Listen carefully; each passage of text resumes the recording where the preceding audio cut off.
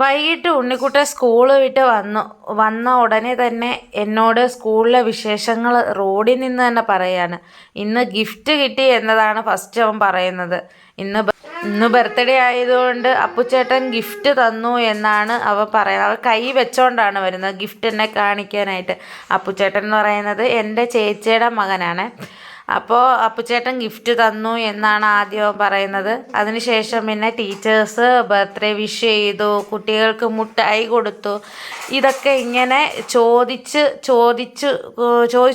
ഇരിക്കുകയാണ്. അതേപോലെ അത് അങ്ങനെ ഞാൻ ചോദിക്കുന്നതിനനുസരിച്ച് മറുപടി ഇങ്ങനെ വന്നുകൊണ്ടിരിക്കുകയാണ്.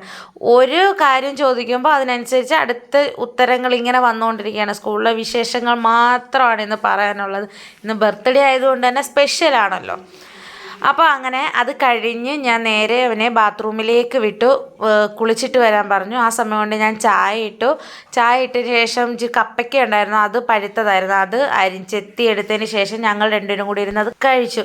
അപ്പോഴാണ് ഉണ്ണിക്കുട്ടനെ വെളിയിലേക്ക് പോയത്. എന്തിനാന്ന് നോക്കാൻ പോയതാ ഞാൻ. ആരെ നോക്കി വയ്ക്കുക? എന്ത് വിശേഷം? വിച്ചിനെ നോക്കി വയ്ക്കുക.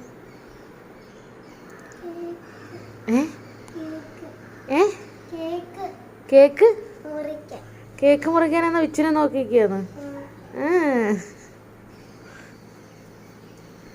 കേക്ക് മുറിക്കാനായി ചേട്ടനെ കാത്തു നിൽക്കുന്ന ഉണ്ണിക്കുട്ടനാണത്. എന്തായാലും നോക്കിയിരുന്ന് ചേട്ടനെത്തി. ചേട്ടനെ ഇന്ന് റോഡിൽ പോയി വിളിച്ചോണ്ടാണ് വന്നത്.